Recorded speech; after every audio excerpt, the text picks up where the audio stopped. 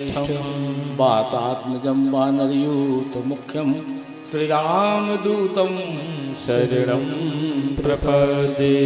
वंशे विभूषितकरा नवनीरदाभात् पीताम्बरा तरुणबिन्दुफलाधरोष्ठा पूर्णेन्दुसुन्दरमुखा दरबिन्दुनेत्रा कृष्णात् परं किमपि तत्त्वमहं न जाने। नारायणं नमस्कृत्य नरं चैव नरोत्तमं देवीं सरस्वतीं व्यासं ततो जयेमुदीरये।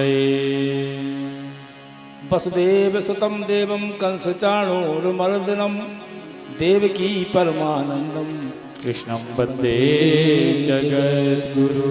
कृष्णाय वासुदेवाय हरये परमात्मने प्रणतक्लेशनाशाय गोविन्दाय नमो नमः।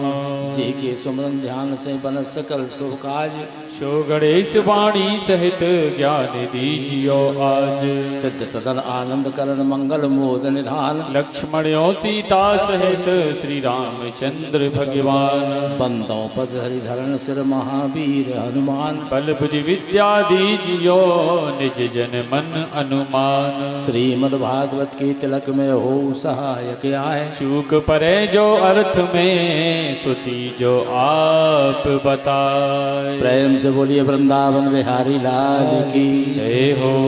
राधा गोविंद सरकार की जय हो। कन्हैया लाल की जय हो। राघव सरकार की जय हो। भोले भगवान की जय हो। दुर्गा महारानी की जय हो। श्रीमद् भागवत महापुराण की जय हो। सुखदेव जी महाराज की जय हो। व्यास जी महाराज की जय हो। सत्य सनातन धर्म की जय हो। संत समाज की जय हो। विप्र समाज की जय हो। बस्ती नगर की जय हो। माता पिता गुरुदेव की जय हो। गौ माता की जय हो। गायत्री माता की जय हो। गीता माता की जय हो। गंगा माता की जय हो। भारत माता की जय हो। सभी श्रोता समाज की जय हो।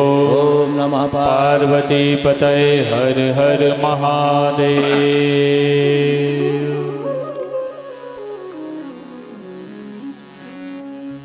आइए बंधुओं, बड़े परम सौभाग्य की बात है कि आज अपने ग्राम टीला में हमारे परम श्रद्धेय सड़ैया जी सब परिवार की ओर से यहाँ श्रीमद् भागवत महापुराण की संगीत में कथा प्रवचन का शुभारंभ हुआ है और इस कथा के माध्यम से मुझे भी आप सब लोगों के दर्शनों का सौभाग्य प्राप्त हुआ है। मैं भी दर्शन करके कृतार्थ हो रहा हूँ। यहाँ हमारे जो भी ब्राह्मण समाज के पधारे हैं सभी का सम्मान करते हुए उनको व्यासपीठ से साधुवाद देते हुए हमारे समधी साहब भी आए हैं पटना से, पारासर जी भी आए हैं काईटोरन से, तो सब हमारे आए जीते का ऐसे जानते कि अब हम आए हैं। चलो आप सभी को हृदय से साधुवाद देते हुए कथा पांडाल में पधारे हुए समस्त बुद्धिजीवी श्रोता बंधुओं, उपस्थित महानुभाव, करुणामयी वात्सल्यमयी सम्मानीय पूजनीय आदि शक्ति देवी स्वरूपा माता एवं बहनें, सभी नौजवान भाई साथी सभी जिनका भी इस कथा के माध्यम से जितना सहयोग है पूरी ठकरास का पूरे ग्राम टीला का, आप सभी को हृदय से साधुवाद देते हुए व्यास मंच से आपको हार्दिक आशीर्वाद देते हुए आज की पावन कथा आप सबके समक्ष रखने का मैं प्रयास कर रहा हूँ। लेकिन जिन अखंड कुल ब्रह्मांड नायक की कथा में आपके समक्ष रख रहा हूँ उनकी कथा में आपके समक्ष रखूँ ऐसी मेरी कोई बुद्धि नहीं है। न मैं कोई जानकार हूँ, न विद्वान हूँ, न होशियार हूँ, न गुणवान हूँ, न चतुर हूँ, लेकिन जो कुछ भी टूटा फूटा भाव से बनता है या जो इधर उधर से प्राप्त संकलन है उसी संकलन को अपनी वाणी के माध्यम से ठाकुर जी महाराज के श्री चरणों में सादर सपने भेंट करते हुए आज की पावन कथा आप सबके समक्ष रखूँगा और आप शांति से कथा श्रवण कर रहे हैं, यही मेरा बड़ा सौभाग्य है। तो जब हम कथा सुनते हैं और सुनाते हैं, सुनना और सुनाना, भगवान कहते हैं कि बेटा जो मेरी कथा रोज सुनता है और सुनाता है, माने कहने वाला और सुनने वाला, उन दोनों का मैं कभी त्याग नहीं करता। मत कथा वाचकम नित्यम मत कथा श्रवणो रतम मत कथा प्रीत मनसम ना हम त्यक्षामी तम नरम, इन दोनों का मैं कभी त्याग नहीं करता जो मेरी कथा रोज सुनता है और सुनाता है। तो हम कथा श्रवण करें, लेकिन उसके पहले हमारे हृदय में, हमारे भीतर जो भी अव्यय हैं, उन सब का त्याग करके काम, क्रोध, लोभ, मोह, छल, दंभ, पाखंड, झूठ, अन्याय, अहंकार, इन सब का को खूंटी पर टांग करके परमात्मा के चरणों में बड़े नम्र भाव से कथा सुनी जाती है। राजा बन के तो कोई कथा सुन भी नहीं पाया। भागवत की कथा राजा परीक्षित ने जब सुन पाई, जब राजा मिट गए। जब तक सिंहासन पर बैठे हुए कथा नहीं सुन पाई, क्योंकि सिंहासन एक अहंकार का प्रतीक है, हथियार एक अहंकार का प्रतीक है। सिंहासन पर बैठ के कथा नहीं सुनी जाती, कथा तो नीचे धरती पर ही बैठकर सुनी जाती है। बोले वृंदावन बिहारी लाल जय हो। तभी कथा सार्थक होती है। तो आइए 2 मिनट भगवान का स्मरण कर लें, ताकि मन बुद्धि वाणी हमारी पवित्र हो। तत्पश्चात भगवत कथा के समक्ष रखने का मैं प्रयास करूंगा। आइए बोलो बेटा। हरे भजले, हरे भजले, हरे भजले का मौका है। हरे भजले, हरे भजले, हरे भजले का मौका है। हरि भजले, हरि भजले, हरि भजने का मौका है। हरि भजले, हरि भजले, हरि भजने का मौका है। हरि भजने का मौका है। हरि भजने का मौका है। हरि भजने का मौका है। हरि भजने का मौका है। हरि भजने का मौका है। हरि भजने का मौका है। हरि भजने, हरि भजने, हरि भजने का मौका है। हरि भजले, हरि भजले, हरि भजने का मौका है। हरि भजने, गाइए सभी तालियां बजाते हुए। जय हो। हरि भजने का मौका है। हरि भजले, हरि भजले, हरि भजने का मौका है। मौका है। प्रभु का नाम प्यारा है। प्रभु का नाम प्यारा है। प्रभु का नाम प्यारा है। प्रभु का नाम प्यारा है। प्रभु का नाम प्यारा है। प्रभु का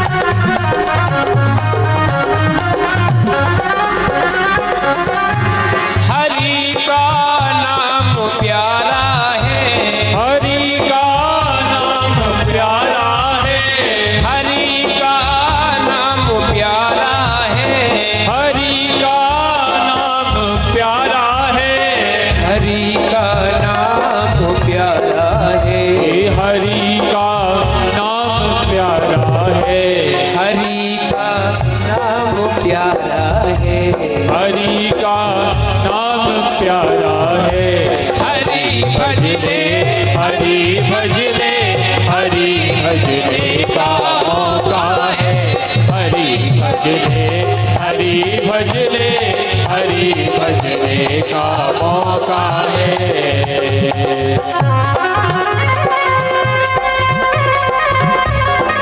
जय जय जय जय।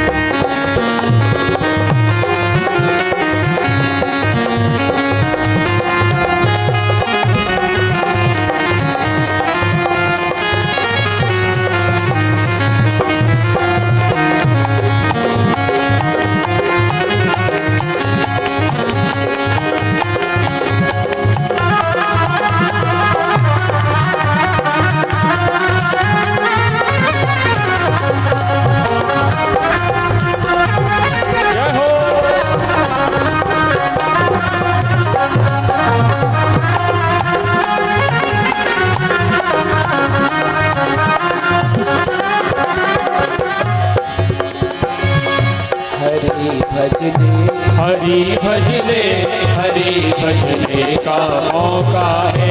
हरि भजले, हरि भजले, हरि भजने का मौका है। हरि भजले, हरि भजले, हरि भजने का मौका है। हरि भजले, हरि भजले, हरि भजने का मौका है। हरि भजले, हरि भजले, हरि भजने का मौका है। वृंदावन बिहारी लाल की जय, राधा रमण भगवान की जय। आइए बंधुओं, ध्यान से सुने। भगवान की होती है कथा और संसार की होती है व्यथा। संसार की व्यथा और परमात्मा की कथा। और इसका नाम कथा क्यों है? इसलिए कि इसमें जो था, ऐसा नहीं कि जो था नहीं, कथा का तात्पर्य कि वो था जो मैं सुना रहा हूं, मनगढ़ंत नहीं था, तभी तो इसका नाम कथा है। कथा का मतलब ही क्या था, तभी तो इसको कथा कहते हैं। संसार की कथा शुरू होती है व्यथा से और परमात्मा की कथा शुरू होती है प्रेम से।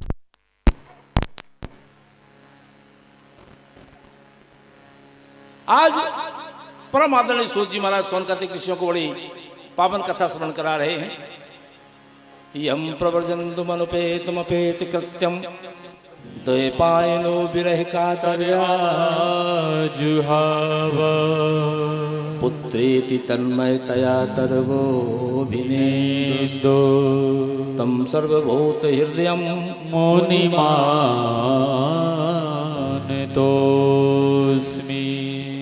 मेरा कन्हैया, मेरा गोपाल कन्हैया कितना कृपालु है। अहो बकीयम स्तनकालकूटम जिधांस्या पायदा प्रसाध्वी, लेवे गतिम धातृच्युतां ततो नं कंबा दयालुं शरणं व्रजेम। जब सूत जी महाराज से सोनकादिक ऋषियों ने प्रश्न कर लिया, पूछ लिया, महाराज परीक्षित कौन है, किसके पुत्र हैं और इन्हें 7 दिन में मरने का साथ क्यों लगाता है? सूत जी ने कहा, हे सोनकादिक ऋषियों, वैसे हम परीक्षित की कथा सुनाना आवश्यक नहीं समझते, लेकिन सुनाऊंगा। इसलिए सुनाऊंगा कि जिस मनुष्य का संबंध परमात्मा से जुड़ जाता है, उस मनुष्य की भी कथा भगवान की कथा से कम नहीं होती। और परीक्षित के जन्म की कथा से ही तो भगवान कृष्ण की कथा निकलती, इसलिए तुम्हें अवश्य सुनाऊंगा। राजा परीक्षित को इन्हें कैसे साथ मिला, इनकी क्या हुई, तो आप श्रवण करें। वही मैं कथा सुना रहा था जब कौरवों पांडवों का युद्ध चल रहा था। कौरवों पांडवों का युद्ध चल रहा था और कौरवों पांडवों में सभी कौरव मारे गए। कौरवों में केवल एक बचा है, दुर्योधन।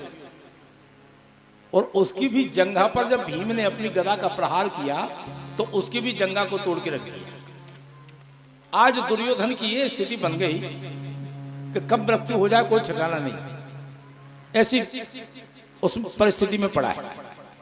इतने में इनके जो मित्र हैं अश्वत्थामा, गुरु द्रोणाचार्य के पुत्र, आया। अश्वत्थामा ने कहा, अरे मित्र, तुम्हारी ये दुर्गति किसने की, तुम्हारी दशा किसने की, मुझे तो बताओ, मैं तुम्हारा मित्र हूं। दुर्योधन ने कहा, भैया अगर पांचों पांडवों को मार के आ जाए तो मुझे लगेगा कि मुझे सब कुछ मिल गया। अरे बोले, ये कोई बड़ी बात है, ये कोई बड़ी बात, समझ लो आज ही पांचों पांडव मर गए। और अश्वत्थामा वहां से चल गए। और जैसे ही, अब देखिए आप, अश्वत्थामा पांडवों को मारने का कहकर वहां से चला गया, जो गुरु द्रोणाचार्य का पुत्र है। लेकिन जाको राखे साइया मार सके ना कोई, बाल न बाको कर सके जो जग बेरी हो। उसको कोई मार सकता है जिसकी रक्षा करने वाला कन्हैया स्वयं हो? कौन मार सकता है उसको? अश्वत्थामा आया, पांचों पांडव अपना चदरा ओढ़े सो रहे। अर्जुन की नींद खुली और कन्हैया एक छड़ी हाथ में लेकर पांचों पांडवों की रक्षा कर रहे हैं, रात में खड़े। अर्जुन की नींद खुली। अर्जुन ने कहा, कन्हैया तुम सोए नहीं हो? कन्हैया ने कहा, अर्जुन अब हम क्या सोएं, अब तो तुम ही सो। जब तुम सबने अपने जीवन की बागडोर हमें सौंप दी है तो हमारा सोना कहां है? अब तो तुम ही सो। लेकिन एक बात मैं कहता हूं कि इस समय इस स्थान पर तुम्हें सोना नहीं चाहिए। तो कन्हैया ने पांडवों का स्थान परिवर्तित करा के दूसरी जगह ले गए।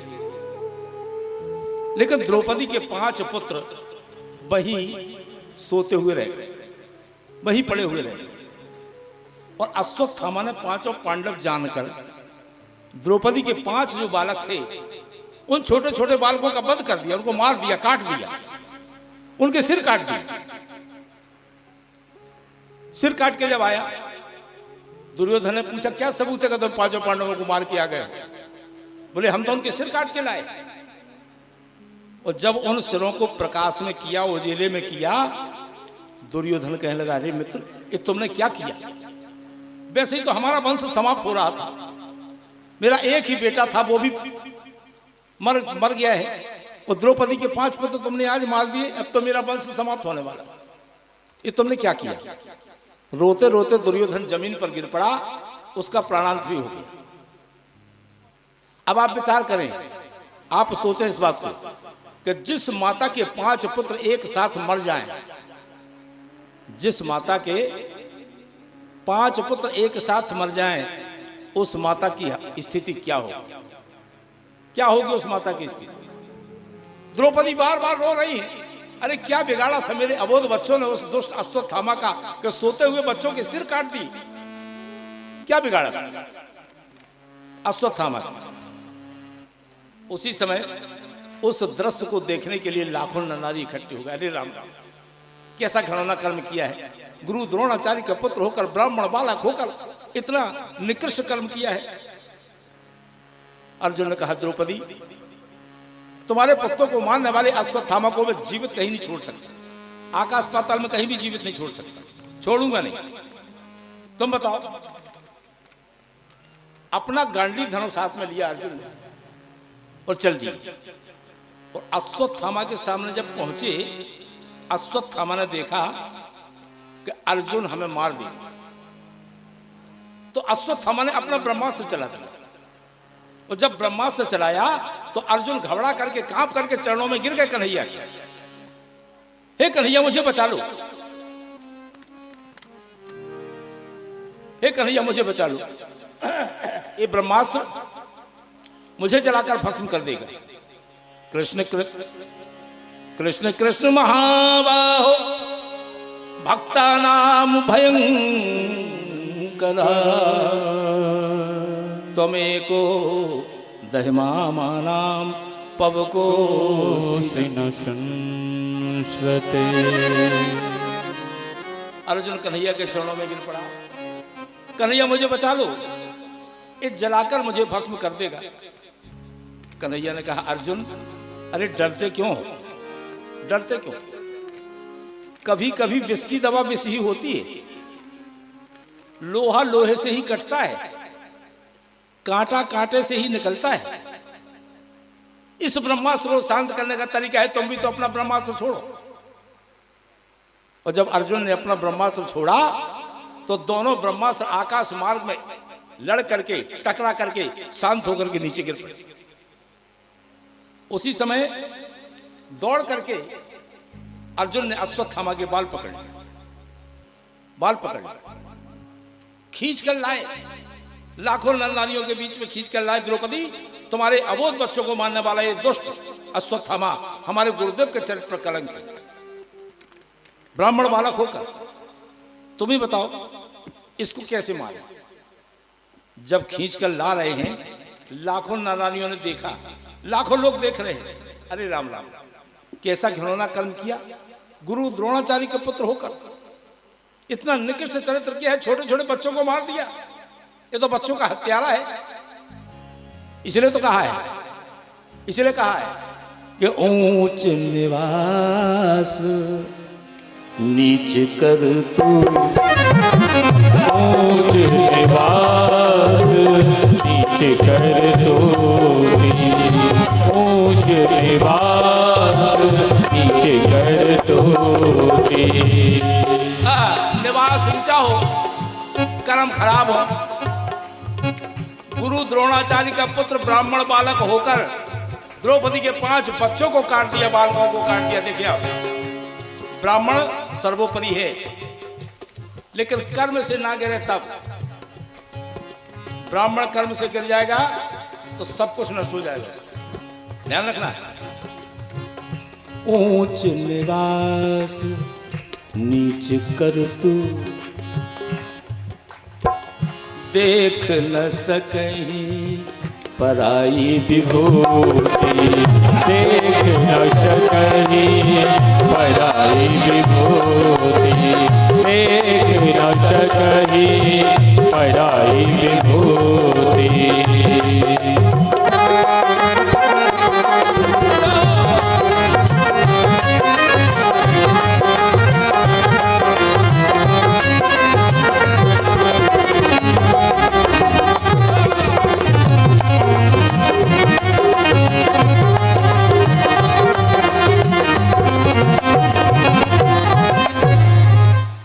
द्रौपदी इसने मेरे 5 बालकों को मारा है, मैं इसको 5 बार मारूंगा, ये 5 बार मरेगा, लेकिन 5 बार तो मरेगा नहीं, मरेगा तो एक ही बार।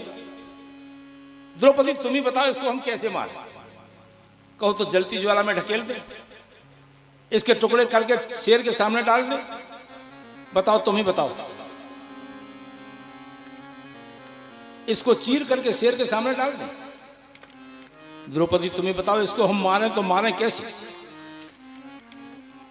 आज बंधु द्रौपदी ने अर्जुन की तरफ देखा और द्रौपदी ने कह दिया अर्जुन से कि महाराज, उवाच चाचन हंतव्यो तव्यो आतताई बधा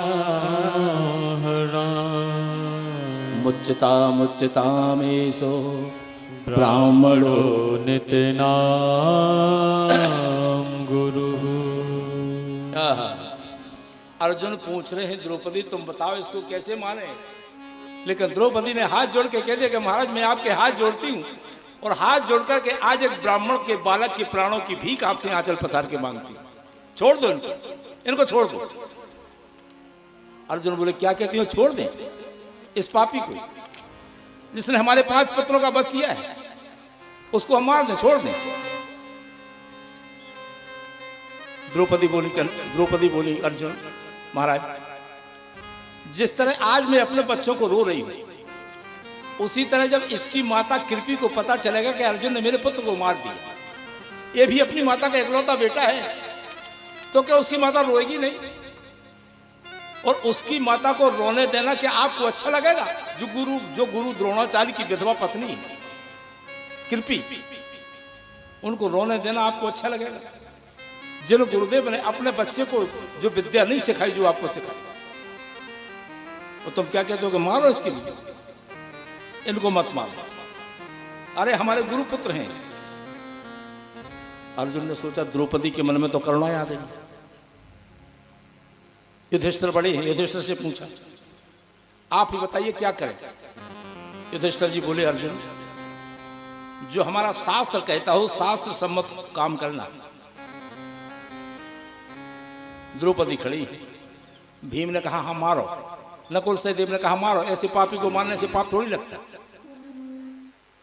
सब कह रहे हैं मारो, लेकिन दया की स्वरूपा है तो मेरी केवल द्रौपदी दया की स्वरूपा है, इसलिए कि कन्हैया की बहन है। कन्हैया की बहन है, उसमें दया नहीं होगी तो किसमें दया होगी। अब अर्जुन बड़े विचलित हो रहे, क्या करें। अर्जुन ने कन्हैया के चरणों में प्रणाम किया, हे कन्हैया मेरा मार्ग प्रशस्त करो, मैं क्या करूं, मुझे तो कुछ समझ में नहीं आ रहा है, आप ही बताओ कि मैं करूं तो करूं क्या। उस समय कन्हैया ने बड़ी सुंदर बात कही,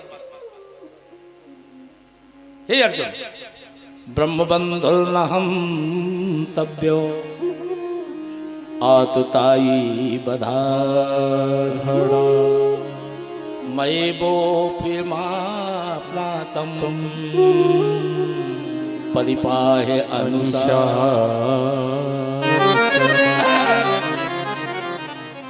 अर्जुन हमारा शास्त्र कहता है कि ब्राह्मण चाहे जैसा भी हो उसको मारने का तुम्हें कोई अधिकार नहीं। और हमारा शास्त्र कहता है कि बालकों का हत्यारा कोई भी हो उसको छोड़ने में पाप हो। ये ब्राह्मण बालक है, इसको मारने का अधिकार नहीं है, लेकिन ये बालकों का हत्यारा है इसलिए इसको छोड़ने में भी पाप हो जाएगा। इसलिए मारो भी मत और छोड़ो भी मत, और मार भी दो और छोड़ भी दो। बोलो वृंदावन बिहारी लाल की जय हो। जब ऐसी बात कन्हैया ने कही, भीम को तो हंसी आ गई। बोले बा महाराज ऐसे न्यायाधीश अदालत में बैठ जाए तो काम ही हो जाए। मारो भी मत छोड़ो भी मत, मार भी दो छोड़ भी दो। सन्नाटा छा गया पूरी सभा में, पूरी सभा में सन्नाटा छा गया। क्यों? कन्हैया ने कह दिया मारो भी मत और छोड़ो भी। इसलिए कह दिया कि परहित सरस धर्म नहीं, परहित सरस धर्म नहीं भाई, पर पीड़ा सम नहीं अजमा। परहित सरस धर्म नहीं भाई, पर पीड़ा सम नहीं अजमाई।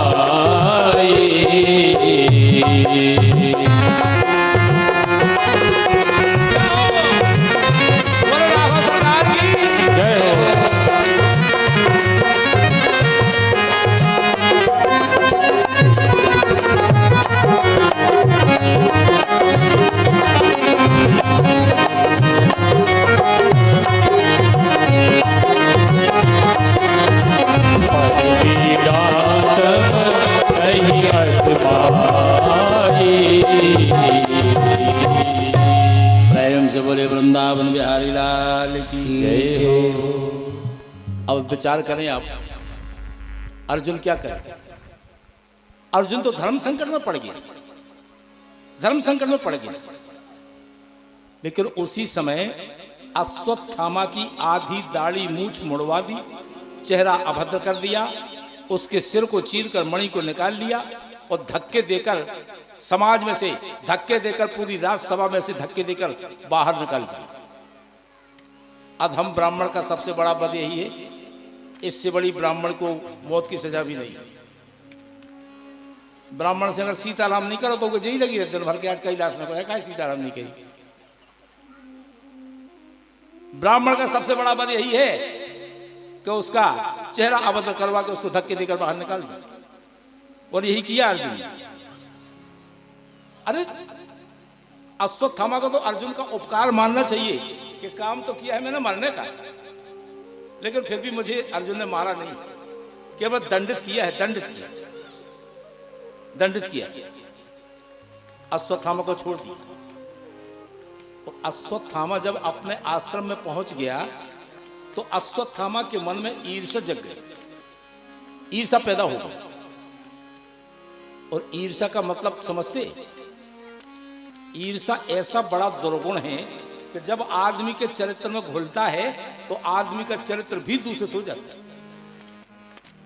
ईर्ष्या का मतलब यही है कि हमारी एक फूटे से फूट जाए, यानी कि सामने वाले की से दो ही फूट जाए, सामने वाले की दो ही मिट जाए, हमारी एक जाती चली, हम तो एक के काम चलाई दी है। यही ईर्ष्यालु के लक्षण है। मतलब दूसरे का अहित करना ही तो ईर्ष्या है। ईर्ष्यालु का यही लक्षण है। अब वो अश्वत्थामा ने सोचा इन पांडवों के वंश को निर्वंश करके मानूंगा, इनके वंश में कोई बचा भी तो नहीं। द्रौपदी के 5 पुत्र थे, मैं कल मार दिए, अभिमन्यु युद्ध में मारा गया था। इनके पास पांडवों के घर में कोई पानी देने वाला बचा भी तो नहीं। लेकिन अपने आश्रम में बैठा बैठा सोचने लगा कि जब अभिमन्यु की मृत्यु हुई थी, मैंने उस समय सुना था कि अभिमन्यु की पत्नी उत्तरा के पेट में 3-4 महीने का गर्भ है और आज उस गर्भ के 9 महीने पूर्ण होने जा रहे हैं। अगर मैं उसके गर्भ के शिशु को मार देता हूं तो पांडवों का वंश विनाश हो जाएगा, पांडवों के वंश में कोई पानी देने वाला नहीं रहेगा। आश्रम में बैठे बैठे अश्वत्थामा ने ब्रह्मास्त्र चला दिया। उत्तरा के गर्भ को नष्ट करने के लिए। अब उत्तरा ने जब आते देखा, ब्रह्मास्त्र आते देखा, हाँफती हुई कांपती हुई चिल्लाती हुई आई, कन्हैया के चरणों में गिर पड़ी। कन्हैया तो मामा है ना, अब मनु के मामा है। पाहि पाहि महायोग देव देव जगत पते, नान्यम तद्भयम पश्ये यत्र मृत्यु परस्परम,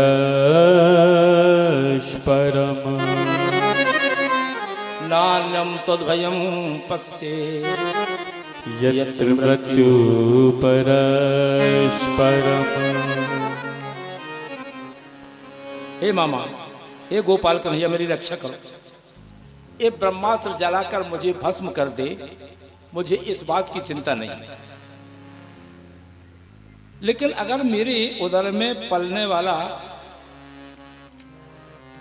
मेरे उदर में जो पल रहा है, अगर वो नष्ट हो गया तो पांडवों का वंश नष्ट हो जाएगा। पांडवों के वंश में कोई पानी देने वाला नहीं रहेगा। मुझे अपनी चिंता नहीं है, मैं तो आज मरती कल मरती, लेकिन हमारे पेट में जो बालक है अगर वो नष्ट हो गया तो पांडवों का वंश निर्वंश हो जाएगा। कन्हैया ने सोचा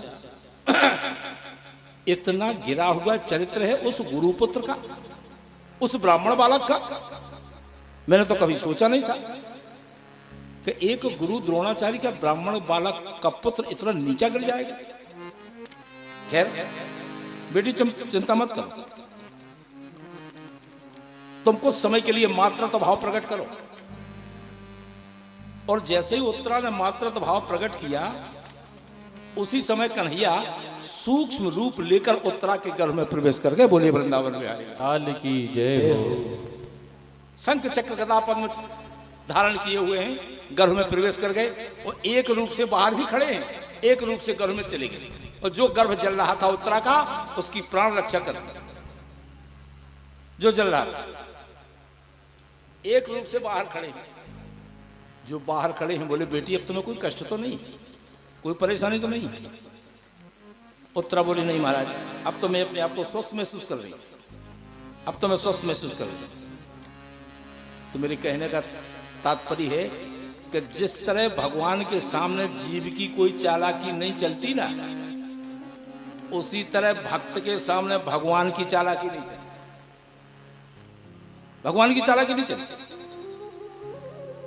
आज पांडवों की माता कुंती सामने खड़ी है। कुंती सब समझ गई कि कन्हैया ने मेरी पौत्र वधु के घर में प्रवेश करके मेरे पौत्र की प्राण रक्षा करके मेरे वंश को निर्वंश होने से बचा लिया। कुंती सब समझ गई। और जैसे कुंती कृष्ण के चरणों में गिरने लगी, बार बार रोने लगी, हे श्री कृष्ण द्वारका वास देव देव जगत पते कौरवे परिभूता किम न जान ऋषिकेश रहा। कुंती कन्हैया के चरणों में गिरने लगी। कन्हैया बोले बुगा बुगा बुगा ये क्या कर रही हो, क्या कर रही हो? कुंती बोली आज मुझे कोई प्रणाम करने से रोक नहीं सकता कन्हैया। मैं समझ गई हूं कि तुम क्या, मैं समझ गई हूं कि तुम क्या हो। निर्गुण ब्रह्म होकर सगुण रूप में अवतरित होकर आए हो। अरे बोले बुआ जी हम तो तुम्हारे भतीजे हैं। कुंती बोली यही तो तुम्हारा नाटक है, किसी को फूफा बनाते हो, किसी को फूफा बनाते हो, लेकिन बाबाओं के बाबा पर बाबा तो तुम ही हो। ये तो सब तुम्हारा नाटक है कन्हैया। कन्हैया बोले देखो सब लोग सुन रहे हो, हमारी बुआ हमसे भगवान कह रही है। और ठीक है बुआ मैं भगवान हूं तो जिसकी जो आकांक्षा हो मुझसे मांग लो। ठीक है बुआ मैं भगवान हूं, जिसको जो मांगना है मांग लो। अब पांडवों में युधिष्ठिर सबसे बड़े, युधिष्ठिर को मांगना चाहिए। युधिष्ठिर हाथ जोड़ के खड़े हो गए। युधिष्ठिर बोले गोविंद वैसे मैं मांगता तो कभी किसी से नहीं, लेकिन आज तुम देने को बोल रहे हो तो इतना ही दे दो कि हमारे जीवन में कैसी भी परिस्थितियां बन जाएं मुझे कभी सत्य के पीछे पैर नहीं हटाना, सत्य के पीछे पैर नहीं हटाना। यही वरदान दिया। भीम का नंबर आया। भीम बोले कन्हैया हम सब तो लोग बाग उसी भोजन भट्ट कर, तो एक ही वरदान दे दो कि चलते फिरते उठते बैठते हंसते नाचते गाते खाते पीते हम जिस भी परिस्थिति में रहें तुम्हारी याद हमें हमेशा बनी, तुम्हारी याद दिल से ना निकल जाए, हमेशा बनी। अर्जुन का नंबर आया। अर्जुन ने कहा कन्हैया अरे हमने तो आपको गुरु माना है और एक गुरु और शिष्य का रिश्ता कभी मन से ना निकल जाए। आप हमारे गुरु हैं, हम तो आपके शिष्य। सुभद्रा का नंबर आया। सुभद्रा ने कहा कन्हैया हमारा मन रूपी मयूर आपके चरण रूपी पिंजड़े में हमेशा फंसा रहे, क्योंकि मरने के वक्त मरने के समय तुम्हारा नाम भी मुंह से नहीं निकलता, तुम्हारा नाम भी मुंह से नहीं निकल पाता। अब द्रौपदी का नंबर आया। तो मांगो द्रौपदी क्या मांगना है। द्रौपदी ने कहा कन्हैया मैंने तो आपको सखा माना है, भैया माना है, और एक बात का ध्यान रखना कन्हैया ये बहन भाई का रिश्ता कभी मन से ना निकल जाए, बहन भाई का रिश्ता कभी मन से ना निकल जाए। सभी ने सब कुछ मांगा, देखें आप। लेकिन पांडवों की माता कुंती बिल्कुल शांत खड़ी है, गंभीर खड़ी। कुंती शांत खड़ी। कन्हैया बोले बुआ जी तुम भी तो मांगो, क्या चाहिए। आज कुंती ने अपनी साड़ी का पल्लू आगे किया और बोली कन्हैया मांगते तो वो हैं जिनके पास कुछ होता नहीं है, हमारे पास तो सब कुछ पहले ही से है, हम क्या मांगे। तो अगर तुम देने को कहते हो तो आज साड़ी का पल्लू आगे किया। कुंती ने क्या कह दिया, बेपदा संतु न सस्सु तत्र तत्र जगत गुरु भवतो दर्शनम यतस्ताद पुनर्भवदर्शनम।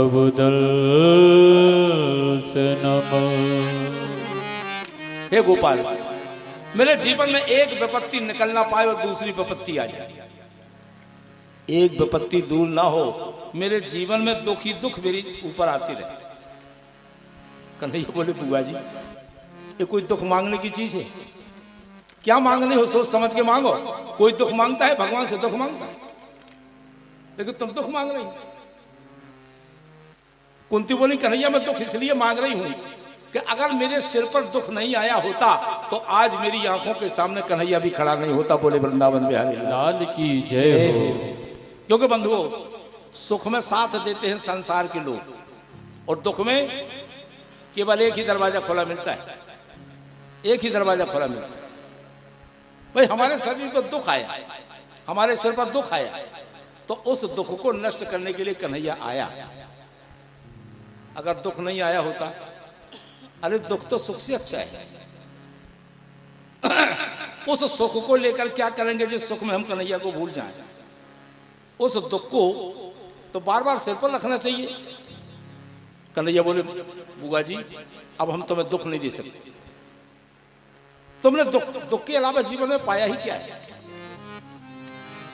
आप कुंती के चरित्र पर नजर डालकर देखें तो कुंती का जन्म तो हुआ है सूरसेन के यहां मथुरा में, तब इनका नाम था प्रथा, लेकिन इनको कुंती भोज राजा मांग के ले गए, तब से उन्होंने अपना नाम दे दिया था, तब से नाम पड़ा था इनका कुंती। उसके पहले कुंती का नाम था प्रथा, तब से इनका नाम कुंती पड़ा। और जिस बालक का जन्म कहीं हो और पालन पोषण कहीं हो, उस बालक का जीवन सुख में व्यतीत नहीं होता, सुख में व्यतीत नहीं होता, ध्यान रखना। यहां कुंती का पूरा जीवन कष्ट में ही व्यतीत हुआ है, पूरा जीवन कष्ट में व्यतीत हुआ है। जब किशोर अवस्था को पार किया और कुंती का विवाह हुआ, तो ऐसे के साथ हुआ पांडु के साथ, जो पीलिया का